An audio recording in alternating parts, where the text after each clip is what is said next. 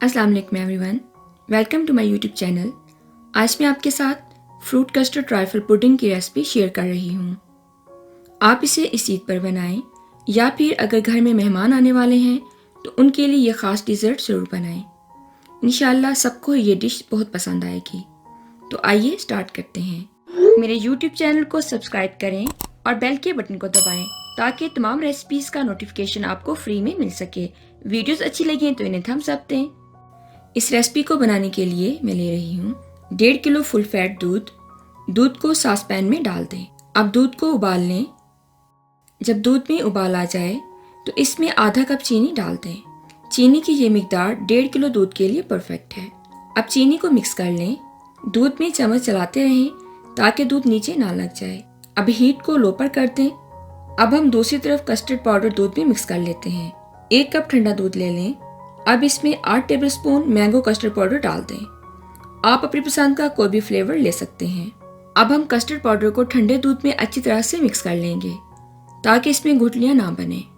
अब इस मिक्सचर को दूध में थोड़ा थोड़ा करके डालते जाएं और साथ में चम्मच को भी चलाते रहें ताकि कस्टर्ड में गुठलियां ना बने। इस वक्त हीट को मीडियम टू लो पर रखें। अब कस्टर्ड को उस वक्त तक पकाएं जब तक कि ये गाढ़ा ना हो जाए। ये देखें, कस्टर्ड गाढ़ा हो गया है। हमें ऐसा गाढ़ा कस्टर्ड चाहिए। जब कस्टर्ड रूम टेम्परेचर पर आ जाए तो इसको बाउल में डालकर 2 घंटे के लिए फ्रिज में रख दें ताकि ये ठंडा हो जाए। अब जेली बनाने के लिए एक पैन में 2 कप पानी ऐड कर दें। जब पानी उबलने लगे तो इसमें 17 ग्राम जेली पाउडर का एक पैकेट ऐड कर दें। अब जेली पाउडर को पानी में अच्छे से मिक्स कर लें। ये देखें, ये मिक्स हो गई है। अब इसको एक कंटेनर में निकाल लें और ठंडा कर लें। अब इसी तरह से ग्रीन जेली भी बना लें और इसे भी एक कंटेनर में डालकर ठंडा कर लें। अब रेड और ग्रीन जेली को सेट होने के लिए 1 घंटा फ्रिज में रख दें। अब मैं ले रही हूँ 1.5 कप ठंडी व्हिपिंग क्रीम। इसको बाउल में डाल दें। आप चाहें तो फ्रेश क्रीम भी इस्तेमाल कर सकते हैं। अब इसको अच्छे से व्हिप कर लें। मैंने इसमें चीनी ऐड नहीं की क्योंकि ये ऑलरेडी मीठी है। अगर आप जो व्हिपिंग क्रीम इस्तेमाल कर रहे हैं और वो फीकी है तो आप इसमें 1/3 कप चीनी ऐड कर सकते हैं। अब हम क्रीम को उस वक्त तक व्हिप करेंगे जब तक कि ये थिक ना हो जाए। ये देखें, क्रीम व्हिप हो गई है। अब इसको साइड पर रख दें। चाहें तो थोड़ी देर के लिए फ्रिज में रख दें। यहाँ पर मैंने ट्राइफल में डालने के लिए कुछ फ्रूट्स लिए हैं। 1 केला, आधा कप 2 रंग के अंगूर, आधा कप सेब, आधा कप आम। अब इनमें 1 टेबलस्पून शुगर पाउडर डालकर मिक्स कर दें।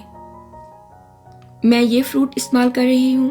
आपको जो भी फ्रूट पसंद हैं या जो भी आपके पास अवेलेबल हैं आप वो ले सकते हैं। शुगर पाउडर को मैंने फ्रूट्स के साथ मिक्स कर लिया है। अब इनको साइड पर रख दें। ये देखिए, जेली अच्छी तरह से सेट हो गई है। अब हम इसको काट लेते हैं। अब रेड और ग्रीन जेली को छुरी से क्यूब्स में काट लें। मैं ये कलर ले रही हूँ। आप अपनी पसंद से कोई भी कलर ले सकते हैं। क्यूब्स का साइज भी आप अपनी पसंद से काट लें। अब इनको एक बाउल में डालकर मिक्स कर लें और इनको भी एक साइड पर रख दें। अब हम फ्रूट राइफल को असेंबल कर लेते हैं। सबसे पहले मैं डिश में केक रखूंगी। मैं होममेड टी केक ले रही हूँ। आप रेडीमेड केक भी ले सकते हैं। केक को इस तरह से डिश में रख दें। अब केक के ऊपर थोड़ा सा ऑरेंज जूस डाल दें। इससे केक सॉफ्ट हो जाएगा। अब केक के ऊपर रेड और ग्रीन जेली डाल दें। मैं आधी जेली इसके ऊपर अभी डाल रही हूँ और बाकी की आधी जेली को सजावट के लिए रख दूंगी। जेली को अच्छी तरह से फैलाकर डालें। जेली डालने के बाद अब इसके ऊपर आधा कस्टर्ड डाल दें। ये देखिए, कस्टर्ड ठंडा होकर कितना गाढ़ा हो गया है। कस्टर्ड को अच्छी तरह से जेली के ऊपर स्प्रेड कर दें। अब कस्टर्ड के ऊपर तमाम फ्रूट्स डाल दें। फ्रूट्स को अच्छे से कस्टर्ड के ऊपर सेट कर दें। मैंने जितने फ्रूट्स कट किए थे वो सारे कस्टर्ड के ऊपर डाल दिए हैं। अब इसके ऊपर बाकी का कस्टर्ड भी डाल दें। कस्टर्ड को अच्छे से फैला दें।